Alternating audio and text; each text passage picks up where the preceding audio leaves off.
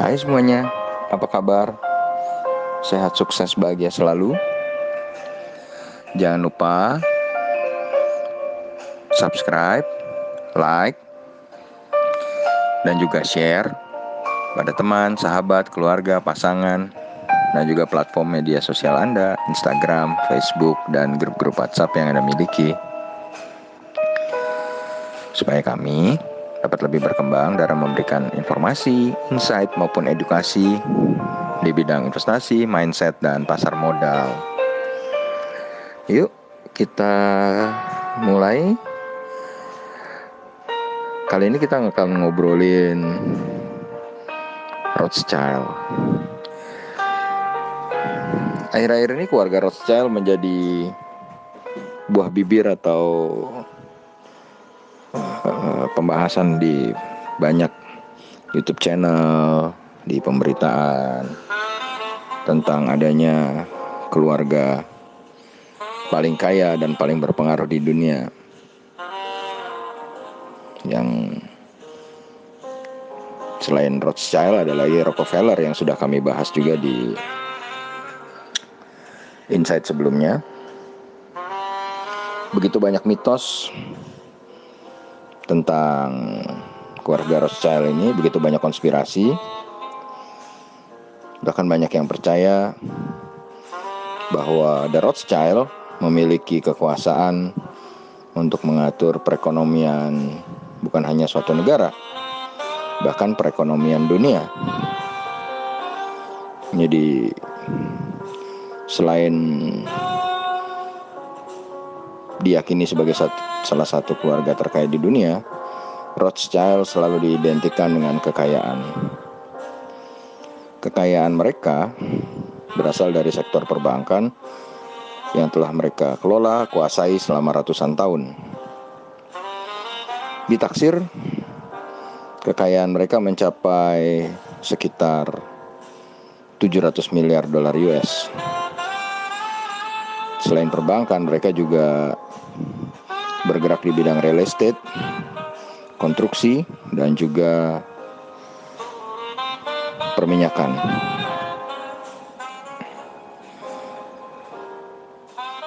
Sejarah keluarga Rothschild dimulai oleh Mayer Amschel Rothschild yang lahir di Frankfurt, Jerman 23 Februari 1744 dan meninggal juga di Frankfurt 19 September 1812.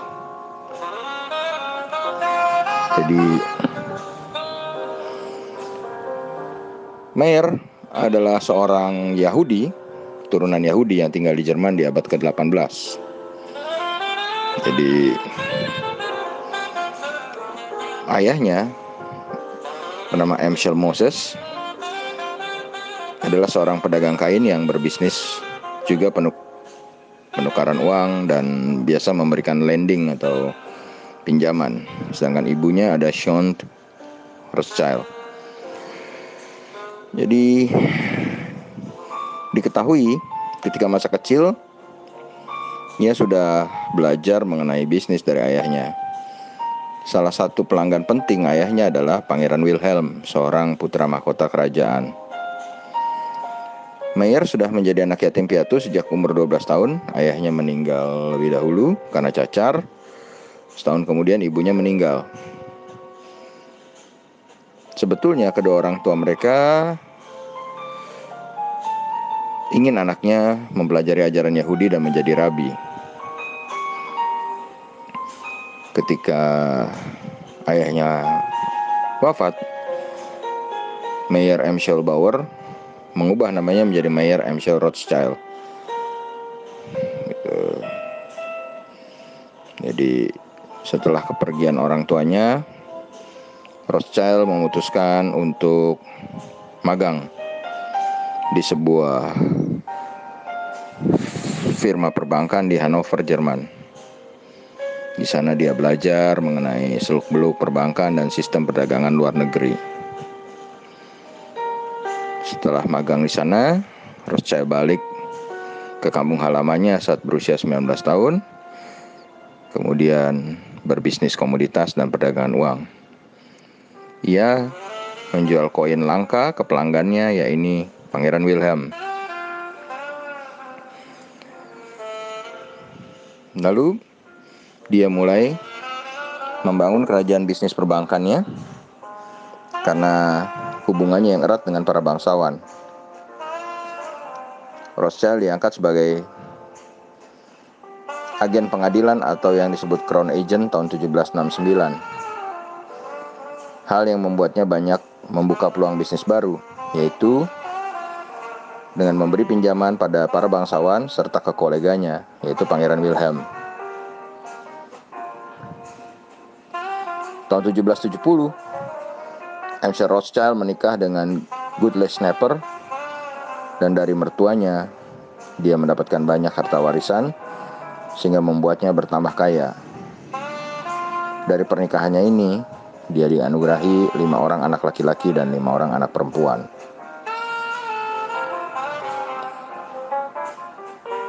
Dalam biografi Rothschild, diketahui saat itu Rothschild sudah menjadi orang terkaya di benua Eropa. Usaha perbankan Rothschild semakin diuntungkan ketika revolusi Prancis meletus. Selama perang berlangsung, Rothschild bertindak sebagai pemasok berbagai kebutuhan perang. Kuda, seragam, peralatan perang, juga termasuk gandum untuk tentara Austria. Ia juga menyediakan dana pada kerajaan untuk membayar tentara bayaran selama perang. Lalu pada awal abad 18, Rothschild mengirim kelima anaknya untuk tinggal di berbagai ibu kota di negara-negara Eropa. Tujuan Rothschild adalah agar kelima anaknya tersebut bisa membangun bisnis perbankan di kota tempat mereka tinggal, seperti Wina, Naples, Paris, London, dan Frankfurt. Tersebarnya anak-anak Rothschild di berbagai kota untuk membuka jasa perbankan membuat Rothschild mengukuhkan dirinya sebagai bankir nomor 1 di Eropa. Di sisi lain, kekayaannya terus-menerus bertambah seiring perusahaan perbankannya yang semakin menggurita di benua Eropa. Selain itu, ia memberikan pinjaman kepada pemerintah untuk membiayai perang selama beberapa abad, sehingga ia semakin banyak mengumpulkan kekayaan di berbagai industri. Sebelum meninggal pada tahun 1812, Rothschild membuat sebuah aturan untuk anak-anaknya serta keturunannya, bahwa dalam mengelola kekayaannya dilakukan pernikahan sedarah, di mana anggota Rothschild hanya boleh menikah dengan anggota keluarga Rothschild yang lain yang masih keluarga.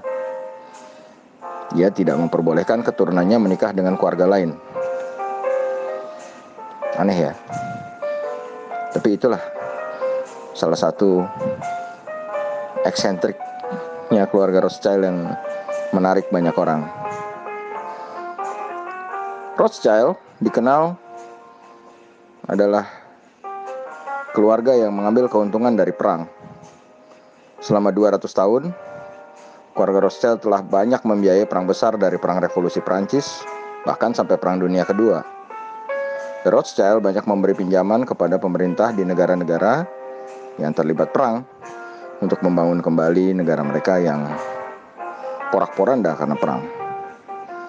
Dan Rothschild menikmati keuntungan dari pinjaman tersebut, sehingga kekayaan mereka bertambah berkali-kali lipat. Apakah ini merupakan suatu kejahatan keluarga Rothschild? Setelah kematian Amschel, bisnis perbankan dilanjutkan oleh kelima anaknya. Banyak strategi dan cara yang digunakan agar keluarga ini bisa dapat menguasai bisnis yang sangat menjanjikan ini dan bisa menguasai perekonomian dunia. Apakah keluarga Rothschild bisa mengendalikan perekonomian suatu negara? Apakah mereka juga menguasai bank sentral suatu negara? Inilah pertanyaan yang banyak diajukan oleh orang-orang. Di tahun 1818, keluarga Rothschild melakukan hal tersebut kepada Prancis. Saat itu mereka membeli sebagian besar surat utang atau obligasi dari pemerintah Prancis. Hal itu membuat nilai obligasi kemudian merangkak naik. Berapa hari kemudian,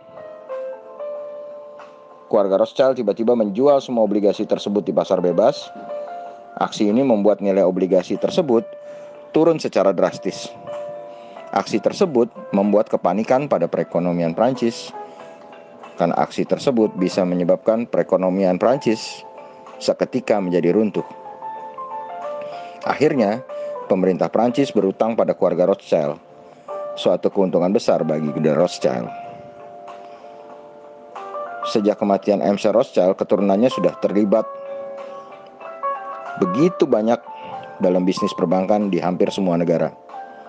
Banyak orang yang beranggapan bahwa keluarga Rothschild selalu terlibat dalam perekonomian suatu negara, entah dengan membiayai perang yang tujuannya untuk mereka dapat keuntungan bunga dari pinjaman mereka, atau dengan cara yang lain. Pada tahun 1990-an, The Rothschild mengaku sudah tidak terlibat secara penuh dalam aktivitasnya di dunia perbankan. Mereka lebih memfokuskan diri dalam mengelola investasi klien mereka yang sangat kaya raya di bawah perusahaan mereka yang memakai bendera Rothschild Global Advisory. Keluarga Rothschild memberikan pelayanan berupa konsultasi mengenai perbankan dan juga restructure hutang. Keluarga Rothschild masih terlibat dalam perbankan, namun hanya untuk individu dengan kekayaan bersih tinggi, dan menyediakan deposito tetap, rekening koran, kartu Visa, layanan internet banking, maupun fasilitas pertukaran mata uang. Sementara itu, banyak kasak-kusuk tentang pemilik sebenarnya dari bank sentral atau Federal Reserve atau The Fed, banknya Amerika.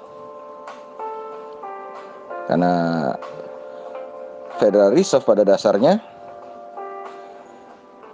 masih memiliki atau dimiliki oleh bank-bank anggotanya. Nah, siapakah bank-bank anggotanya itu? Terus bagaimana keuntungan dari bank sentral atau Federal Reserve itu? Nggak ada yang tahu. Keuntungannya itu dikirim kepada siapa? Itulah yang membuat keluarga Rothschild semakin misterius. Karena Mayer MC Rothschild sendiri pernah mengatakan bahwa hanya saya yang bisa menerbitkan dan mengendalikan uang di suatu negara, dan saya tidak peduli siapa yang menulis hukumnya. Demikianlah The Rothschild yang penuh kontroversi. Semoga insight ini dapat menambah wawasan kita semua. Tetap sehat, tetap semangat, tetap bahagia, dan maju terus di dunia investasi dan pasar modal.